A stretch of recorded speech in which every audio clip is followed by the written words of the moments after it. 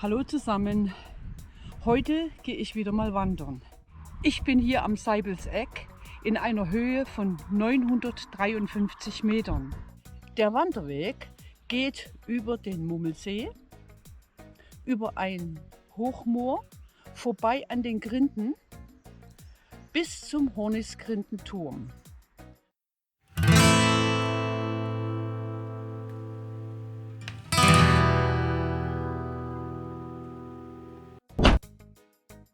Hier am Parkplatz Seibelseck an der B500 der Schwarzwald-Hochstraße zwischen Ruhestein und Mummelsee gelegen, beginnt meine 7 Kilometer lange Rundwanderung.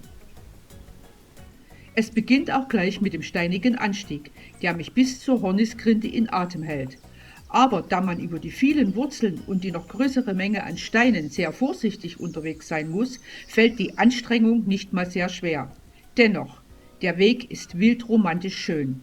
Und gleich noch mit erwähnt, diese Strecke ist natürlich Kinderwagen untauglich. Was für eine schöne Natur. Fantastisch. Scheint ein Grenzstein zu sein. Und hier geht der Weg weiter.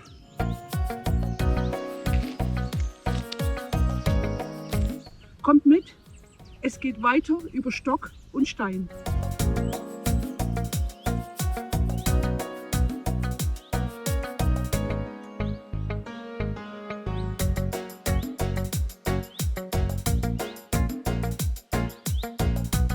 Hier teilt sich der Weg. Links geht es zum Mummelsee und geradeaus zur Hornisgrinde.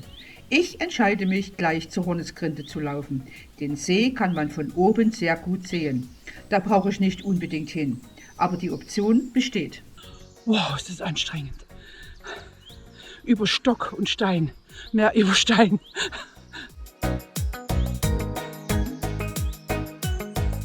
Oh, was man hier so alles findet im Wald. Wunderschöner Schwarzwald. Hier geben mir die Bäume den ersten Blick in die weite Ferne frei.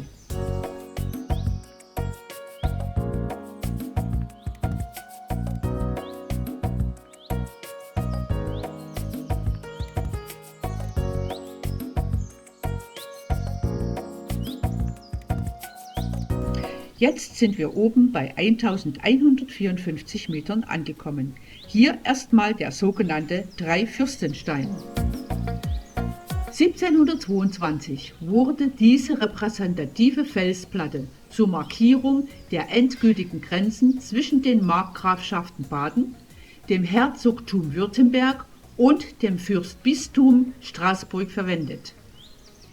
Interessant sind diese unzähligen, zum Teil sehr alten Verewigungen. Also, hier kann man sehr gut den Spruch verwenden: Liebe in Stein gemeißelt. An diesem Baum habe ich das erste Mal einen bemalten Stein gefunden, habe ihn aber an Ort und Stelle gelassen, weil es war für mich zu hoch. Ich habe mich aber trotzdem des Anblickes sehr erfreut. Der Weg teilt sich an dieser Stelle. Links geht es direkt zum Hornisgrindenturm und rechts in das Gebiet des Hochmoores.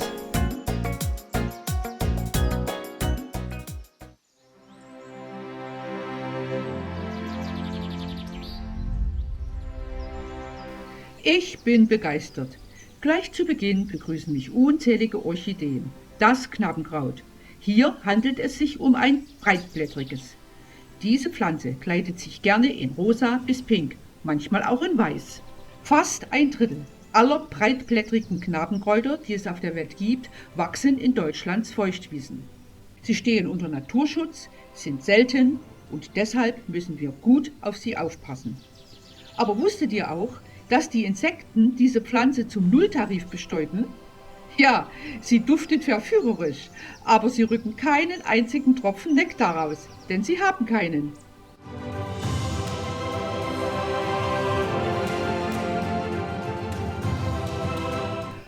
Hochmoore sind mineralsalzarme, saure und nasse Lebensräume für die angepasste Flora und Fauna.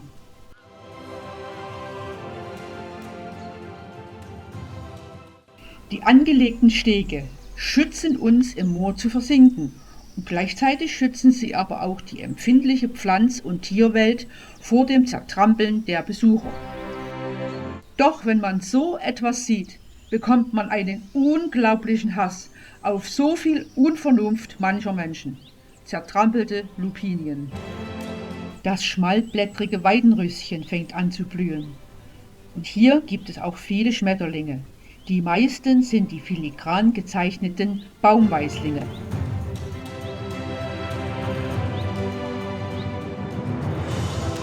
Der Biberkessel, das ist noch ein Kargebiet aus der Eiszeit mit der steilsten Karwand im Nordschwarzwald, die vor 11.700 Jahren entstand. Einst gab es hier sogar noch einen Karsee.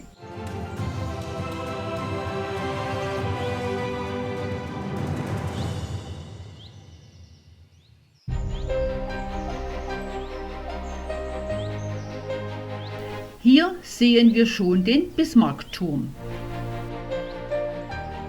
Jetzt befinden wir uns am Bismarckturm. Das ist der höchste Punkt des Hornisgrindenberges. Nun geht es noch einmal 7 Meter in luftige Höhe des 1871 erbauten und nach dem politischen Architekten des Kaiserreiches Otto von Bismarck benannten Bismarckturmes. Von hier oben hat man einen 360-Grad-Blick über die Berge und Täler, auch in weiter Ferne. Bei klarem Wetter sieht man sogar die Alpen. Das sind noch Übrigbleibsel von 50 Jahren militärischem Sperrgebiet.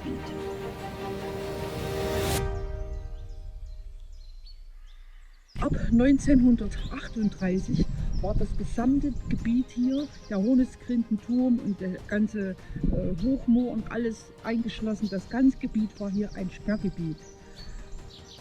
Nach dem Zweiten Weltkrieg war es weiterhin gesperrt, dieses Gebiet. Da befand sich nämlich hier der französische Geheimdienst. Und danach wurde dieses Gebiet von der Bundeswehr und von der NATO genutzt. 1997 erst, also 50 Jahre nach militärischem Sperrgebiet, wurde die gesamte Fläche der Hornisgrinde wieder freigegeben für die Öffentlichkeit. Jeder kann jetzt hier wieder hergehen und kann hier oben die wunderbare Natur genießen. Die Grinden sind baumlose Feuchtheiten auf der Hochfläche. Sie sind entstanden nach einer Waldrodung und der anschließenden Nutzung als Weidefläche ab dem 15. Jahrhundert. Nun fressen hier Weidetiere wie Kühe, Ziegen und Schafe immer wieder die jungen Baumtriebe ab und das soll auch so sein, denn sie haben dadurch einen größeren ökologischen Wert und sie stehen unter Naturschutz. Die Hornisgrinde ist mit seinen 1164 Metern der höchste Berg im Nordschwarzwald. Und hier laufen wir nun auf den Hornisgrindenturm zu. Er wurde 1910 aus heimischem Buntsandstein gebaut und er ist 23 Meter hoch.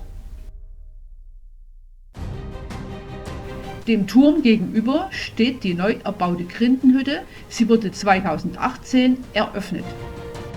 Ich gönne mir jetzt einen Cappuccino auf der Sonnenterrasse der Grindenhütte und mein Blick geht nebenan zum wunderschönen Mummelsee. Hier steht noch ein alter Hangar aus der Zeit des militärischen Sperrgebietes.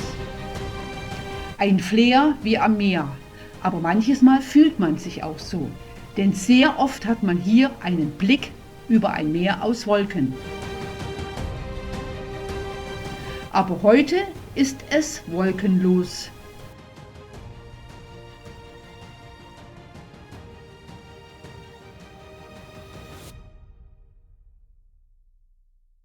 Hornisgrinde bedeutet übrigens ein kahler Bergrücken, der auf seiner Höhe ein Moor trägt.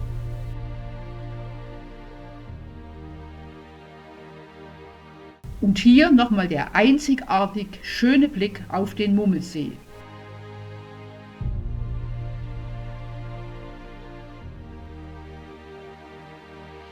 In entgegengesetzter Richtung, wie wir gekommen sind, gehen wir jetzt wieder zurück.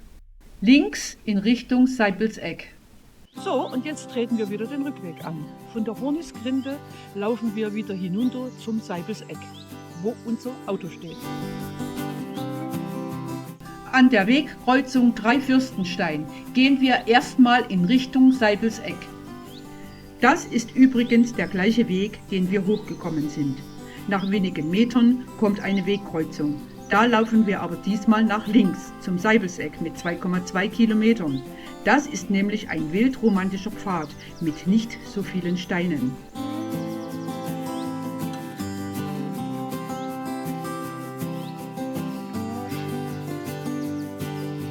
So, nun ist doch alles ein bisschen anders geworden. Ich hatte zu Anfangs gesagt, dass wir am Mummelsee entlang laufen werden. Ich war selbst noch nicht hier, ich wusste es nicht ganz genau. Am Mummelsee sind wir nicht vorbeigekommen. Wir sind von Seibelseck gleich auf die Hornisgrinde hochgelaufen. Der Weg ist sehr steinig und auch ein wenig anstrengend, aber oben wird man entschädigt. Wunderschöne Natur im Hochmoor, an den Grinden vorbei, traumhafte Pflanzenwelt, Orchideen habe ich gesehen und ja, wunderbare Aussichtspunkte gab es hier oben. Der Hornisgrindenturm ist leider noch gesperrt durch Corona, aber auf den Bismarckturm konnte man hochgehen und konnte 360 Grad ringsherum über den Schwarzwald blicken. Ich empfehle auf alle Fälle diese Wanderung. Wunderbar.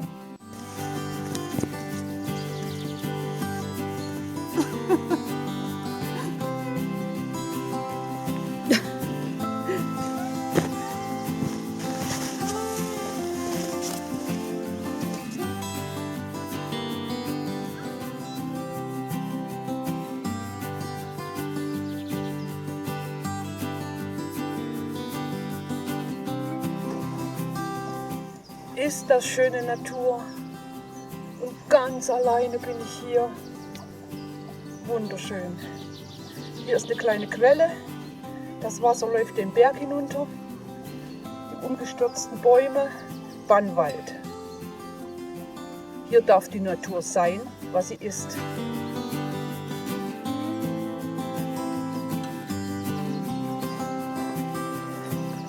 Und weiter geht's.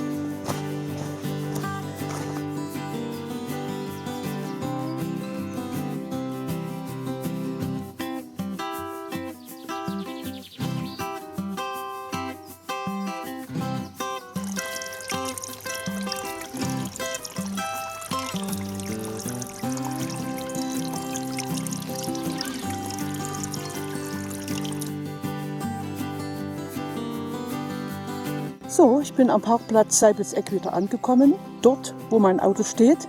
Hier beende ich meine Wanderung.